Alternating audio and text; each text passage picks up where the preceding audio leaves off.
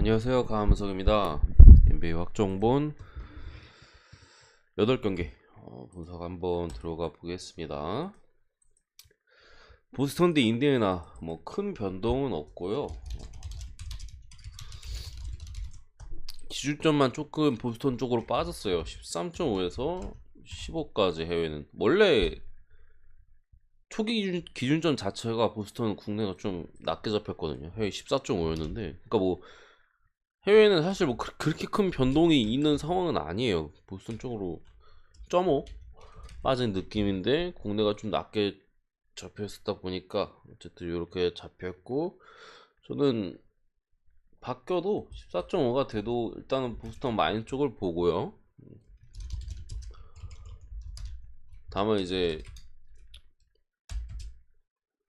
뭐 배팅하기 썩 좋아 보이지는 않는다. 그리고 찍는다면 이제 고배당 내지 뭐 그나마 부주력, 주력으로 주력감은 아니다라고 말씀드리고 싶고, 언어반 223.5 언더를 봤는데 226까지 올랐습니다. 여전히 언더를 보고 분석 내용은 어제와 크게 다르지 않습니다. 처음 영상과 비슷하고요. 두 번째 경기로 휴스턴 대 세크라멘토. 이것도 기준점이 세크 쪽으로 조금 빠졌어요. 세크 쪽으로 조금 빠졌는데, 이게 왜 세크 쪽으로 빠졌지?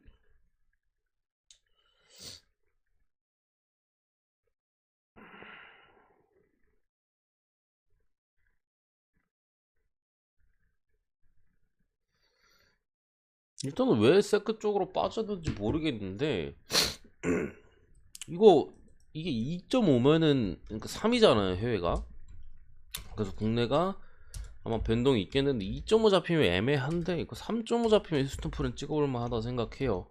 물론 센군이 지금 GTD 떠있고 뭐 한 상황인데, 2.5는 좀 그래도 그렇긴 한데 3.5 정도는 지는 상황에서도 프렌 가능성이 있어 보입니다. 이런 똥경기 자체는.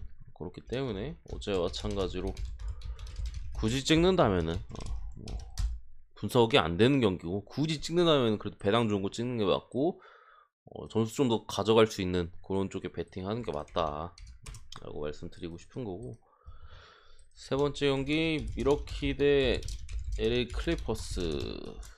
선수들이 양팀 다 저르르 다 빠졌습니다.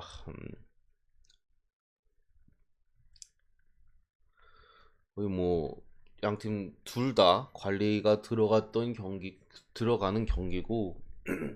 잠시만요, 목이 아프냐. 제가 어제 말씀드렸잖아요, 빠진다고. 근데 일단은 저는 미러키 쪽에서 얼마나 빠질지 몰랐어요. 솔직히 레이커스 쪽에서 이제 폴 조지는 빠질 가능성 상당히 높다고 봤고, 나머지 선수들이 빠질 줄은 몰랐고, 미러키에서도 쿤보나 이제 뭐 최근에 안 좋았던 미들턴 요 정도만 뭐 대기하고, 나머지 애들은 그래도 나올 줄 알았는데 그냥 싹 다 빼줬네요. 싹 다 양팀 다 빼준 상황에서 아무래도 이렇게 되면 사실 뭐 이변이 날 가능성이 분명 높아지긴 하니까 8.5에서 3.5까지 빠졌고요. 언어반은 230.5에서 217.5까지 빠졌습니다. 뭐 미래 같던 사람들 승자가 될 수도 있겠는데, 어쨌든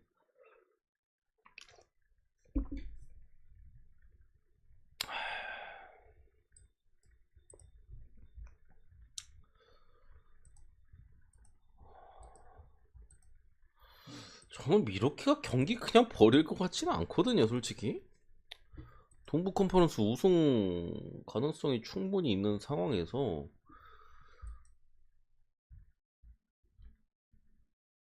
이거는 그러니까 뭐 우승보다 우리 선수도 관리가 더 중요하다라고 해서 뺀 것 같은데, 저는 지금 라인업도 어쨌든 미러키가 막 더 약해 보이거나 그러진 않아요. 그러니까 둘 다 할만한 라인업이라고 보여지고, 음, 솔직히 배팅하기는 되게 빡세긴 한데 미러키 사이드로 봅니다. 평소 같았으면은 클리퍼스 승으로 봤을 거예요, 클리퍼 사이드로. 왜냐면 어쨌든 많이 둘 다 많이 빠진 상황에서 이변의 여지가 분명히 있는 경기에서 그냥 배당 메리트 있는 경기를 찍었을 것 같은데 지금 미러키가 어쨌든 동부 컨퍼런스 우승 가능성도 충분히 있고 마이미를 또 턱밑까지 쫓아왔잖아요. 그런 상황에서 라인업적으로 봐도 미러키가 저는 그렇게까지 꿀릴 거 없다고 보고 오히려 조금 나은 것 같아요. 제 생각에는 지금 크리퍼스 라인업 같은 경우 슛 안 들어가면 그냥 게임이 없는 라인업이거든요. 미러키가 그나마 조금 더 안정적으로 리딩이나 이런 걸 가져갈 수 있다고 생각을 해서 일단은 미러키 쪽으로 클리퍼스 잡고 동부 컨퍼런스 우승에 한 발짝 다가가지 않을까 생각합니다. 언어반은 어렵다. 이런 경기도 뭐 알아서 가시면 됩니다. 분석이 뭐 안 되는 경기고요. 좀 아마 비슷하게 잡힐 것 같습니다. 어제와 마찬가지로 220.5 요거 언더를 봤었잖아요. 221.5까지 일단은 뭐 조금 오른 것 같은데 이거 언더 보고요. 베글리가 제 예상대로 빠졌고 뭐 올리닉 추가로 코리조세까지도 빠진 디트고 그나마 제가 사람답게 한다고 말씀드렸는데 어제 어떻게 보면 OKC의 그나마 에이스 같은 포크첵스키가 빠졌으면 어떻게 말만 하면 빠져주지? 신기하네. 어쨌든 이게 당연히 라인업적으로는 디트가 낮긴 해요. 뭐 샤딕 베이나 뭐 케이드 커닝햄, 스튜어트 뭐신 낮긴 한데 잘 모르겠습니다. 언더를 일단 보고 승패는 진짜 모르겠어요. 배당 높은 거 찍는 게 제가 볼 때 맞는 것 같아요. 프레인이나 찍는다면은 언더는 보고 넘어가도록 하고요. 피닉스 대 멤피스 대 피닉스. 피닉스 승을 보고 피닉스 마인승 그리고 228.5 언더까지 보도록 하겠습니다. 아직 뭐 GTD인 걸로 보이는데 엠피스가 이제 선수들한테 휴직을 줬고 피닉스는 풀 라인업에 복귀자까지 있는 상황에서 일반승 자체는 충분히 무난하게 해준다고 보고 핸디캡도 어쨌든 가능성 자체는 충분히 있다고 더 높다고 생각합니다. 그리고 멤피스의 라인업적인 특성을 고려했을 때 좀 템포는 어떻게 될지는 잘 모르겠는데 결국 좀 높은 에너지 레벨과 수비 쪽 아무래도 포워드 자원들이 되게 많잖아요. 프론트 코트 진 자원들이 많잖아요. 그러다 보니까 조금은 빡빡한 수비 이 기준점 내에서는 좀 저득점으로 갈 가능성이 있다. 그리고 데빈 부커나 이런 애들이 최근 경기에서 또 폼이 안 좋았고 언더 핸디보단 저는 언더가 좀 더 끌리긴 합니다. 핸디보다는 핸디는 그냥 무난하게 피닉스 많이 찍을만한 핸디인데 뭔가 좀 세하지 않나요? 7.5 그래가지고 저는 언더가 좀 더 끌리는 것 같고 자, 이 경기 샌안토니오 대 포틀랜드 어제 GTD 떠 있었던 누가 떠 있었지? 베이츠드윕인가? 떠 있었던 것 같은데 일단 들어간 것 같고 출전된 것 같고 뭐 다 빠져 있는 포틀랜드 상대로 샌안토니오가 어쨌든 마인까지 보는데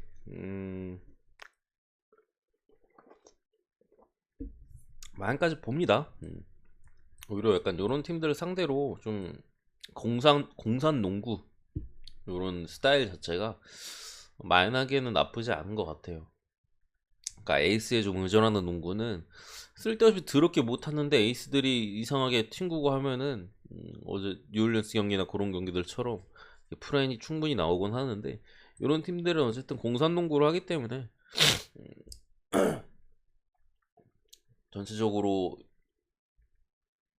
점수차를 계속해서 벌릴 가능성이 제가 볼 땐 높을 것 같아요. 또 특히나 지난 멤피스 전에 샌안토니오가 보여줬던 경기력이나 팀 분위기 이런 것들까지 고려했을 때는 지금 분위기 자체가 상당히 좋을 확률이 높다 라고 봐서 이렇게 보고요. 분위기 자체가 나쁘지 않은 확률이 높다 라고 봐서 이렇게 봤고 덴버 대 미네소타 어제 초안은 제가 덴버를 봤었잖아요. 미네소타 승을 보고 미네소타 2.5 프랜승을 봅니다. 어제 3.5였는데 2.5 이제 미네소타 쪽이 조금 빠졌어요. 이거는 사실 분석보다도 감인데 요런 사이즈에서 지금 상황에 구매율들이나 뭐 이런 것들, 해외 구매율 아니면 뭐 국내 구매율 이런 것들 고려했을 때 이거 정배 잘 안 줘요, 이런 상황에서. 그래서 그냥 일단 역배를 본 거고, 특히나 미네소타가 어쨌든 어제 말씀드린 대로 또 거의 풀라인업인 상황에서 3연패가 거의 없거든요. 지금 2연패인데 그 부분도 어제 제가 말씀드렸잖아요. 그런 또 부분을 생각할 수 있겠고, 덴버가 또 최근에 벤치의 본사일랜드나 이런 애들이 되게 잘해주고 있어서 벤치에서의 좀 활약 이런 걸 바탕으로 성적이 상당히 좋은데,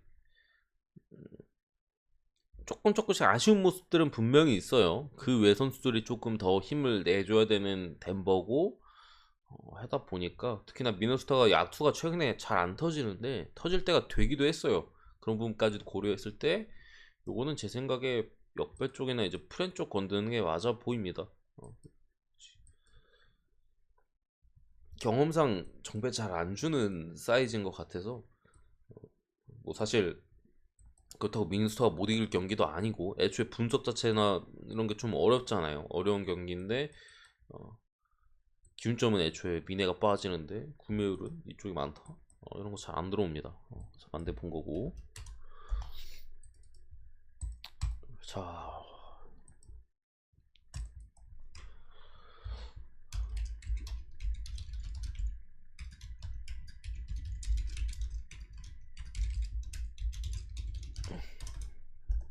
고민을 많이 했습니다. 일단 배당 자체는 이거 아무래도 되게 관심도가 높은 경기라 그런가 별 GTD가 바뀐 것도 없는데 배당 변동이 되게 컸어요, 새벽 동안에. 중간에 이제 뉴올리언스 쪽으로 쫙 빠졌다가 레이커스가 역배가 됐어요. 2.5였잖아요, 핸디가. 이게 완전 뒤바뀌어가지고 플러스 2.5까지 갔다가 지금 거의 동배당 수준입니다. 동배당 수준에서 국내는 아마 레이커스가 정배받지 않을까 싶은데, 저는 여기서 무너질 것 같진 않아요. 레이커스가 당장 이거 지면은 플레인 토너먼트 탈락인 끝인, 이번 시즌 그냥 거의 끝이라고 보면 되는데, 지렁이도 밟으면 꿈틀 한다고 여기서 한번 꿈틀 해주고 이후에는 뭐 어떻게 될지 아직 뭐 모르겠으나, 여기서는 한번 또 심폐소생술을 들어가지 않을까. 뉴올리언스가 그렇다고 이거 진다고, 이거 저도 뉴올리언스가 유리해요. 이거 저도 뉴올리언스가 훨씬 유리하고 남은 일정 자체도 뉴올리언스가 충분히 해볼만 하거든요. 당장에 뭐 클리퍼스 상대는 조금 뭐 반반 게임이라고 좀 보여지긴 합니다만, 그 다음에 세크라멘토, 그 다음에 포틀랜드, 물론 그 다음에 멤피스, 마지막 경기 골스경인데, 골스는 이제 커리가 잔여 시즌 아웃이에요. 잔여 시즌이래.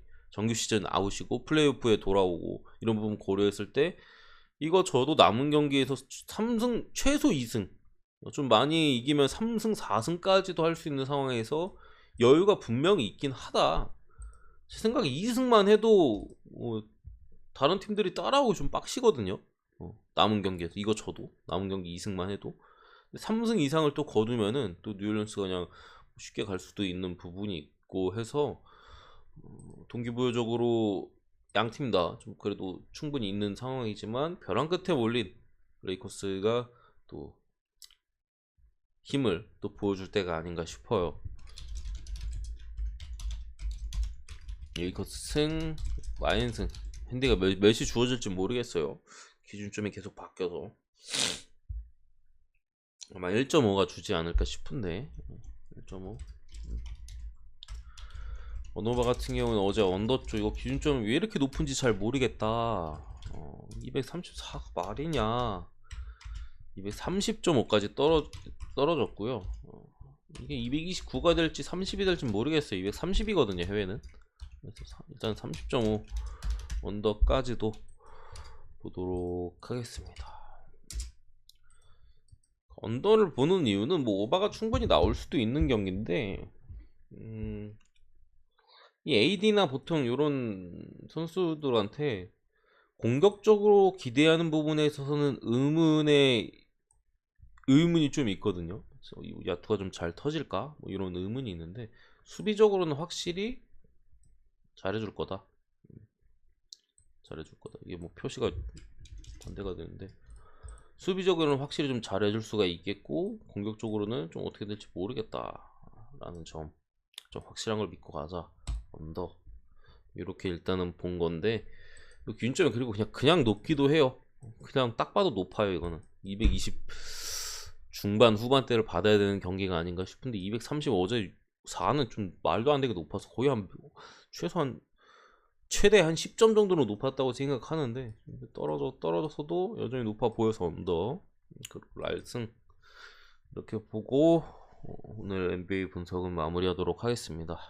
구독과 좋아요 한 번씩 부탁드리고 감사합니다.